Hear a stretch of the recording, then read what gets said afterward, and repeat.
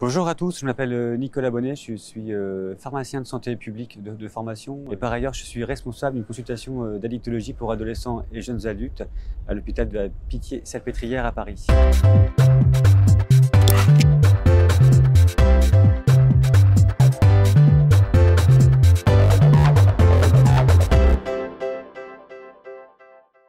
Si la question est de savoir s'il vaut mieux vapoter que fumer, oui, évidemment, la vape est beaucoup moins dangereuse que la cigarette. Là-dessus, il n'y a pas photo. Toutes les données scientifiques sont claires, sont unanimes. C'est 95 fois moins dangereux de vapoter que de fumer une cigarette. Est-ce qu'il y a des risques, néanmoins, de vapoter sur le long terme? Peut-être, sans doute. Mieux vaut ne rien fumer, ne rien vapoter si on veut avoir aucun risque pulmonaire. Mais entre les deux produits, le choix est clair, c'est la vape. Un fumeur d'un paquet de cigarettes par jour, il aura besoin d'une vape avec un liquide à donc 20 mg par millilitre, qui est le dosage le plus élevé qu'on puisse obtenir en France et en Europe d'ailleurs, associé à des substituts nicotiniques par forme orale, des gommes notamment, voire des patchs, parce qu'avec 20 mg par millilitre, il n'aura pas assez de nicotine.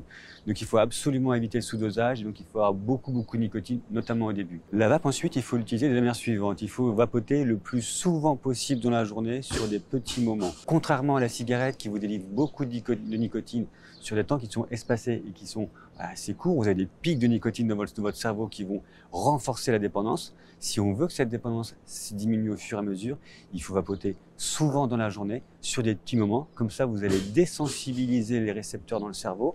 Vos récepteurs à nicotine, à la fin, ils n'auront plus besoin de nicotine. Ils vont se détruire progressivement. Et au bout les études, on le voit, au bout d'un an, 12 mois, 18 mois, les personnes arrivent à des taux de nicotine dans leur liquide qui sont proches de zéro. Quand vous vapotez, il y a le liquide, c'est un élément très important de la vape. Il y a l'appareil qui vous donne évidemment la puissance et puis la qualité de la vapeur, mais également évidemment le liquide. Le liquide dans son parfum, dans son goût, dans l'appétence que cela va vous procurer et le plaisir qu'il va également vous donner, et puis également dans son dosage en nicotine. Alors, dans son dosage en nicotine, c'est assez simple, c'est quand vous fumez une cigarette, il vous faut au moins 1 mg par millilitre par cigarette fumée dans votre liquide. Donc si vous fumez 20 cigarettes par jour, il vous faut un liquide à 20 mg par millilitre.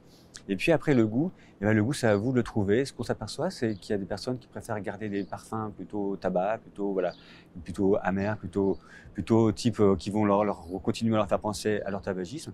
Et que néanmoins, au bout d'un certain temps, beaucoup de gens se mettent à vapoter des liquides plutôt parfumés, plutôt sur d'autres parfums, qui leur permettent du coup de se détacher aussi, j'ai envie de dire gustativement aussi, de ce que leur procurait auparavant le tabac.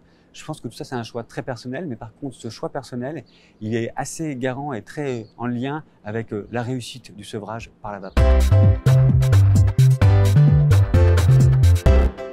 Quand vous fumez une cigarette, vous dégagez des produits goudronnés, cancérigènes, qui vont provoquer donc éventuellement des cancers du poumon et d'autres types d'organes. Vous dégagez également du monoxyde de carbone, qui est un gaz qui vient intoxiquer le cœur notamment, provoquer des accidents vasculaires, des accidents cardiaques, un essoufflement. Et vous dégagez également des produits irritants qui peuvent causer des lésions qui elles-mêmes peuvent ensuite se transformer en lésions cancéreuses.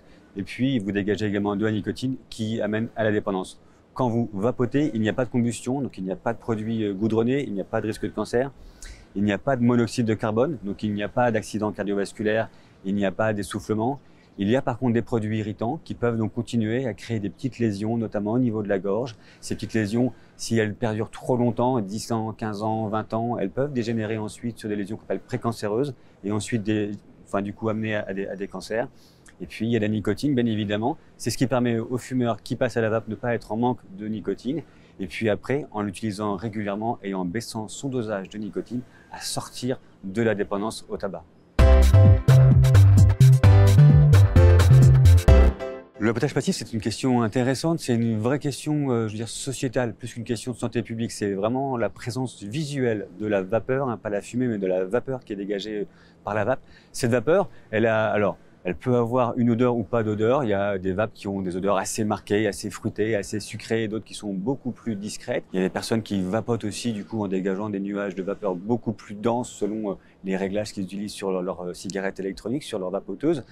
Ce qui est certain, c'est que le vapotage passif, il est extrêmement limité, voire inexistant, parce que la persistance en fait de la vapeur, une fois qu'on l'a expirée, elle est extrêmement courte dans l'atmosphère. On dit que la demi-vie de la vapeur, une fois qu'elle a été expirée, c'est quelques secondes. Donc quelques secondes après votre passage, il n'y a plus aucune trace de vapeur.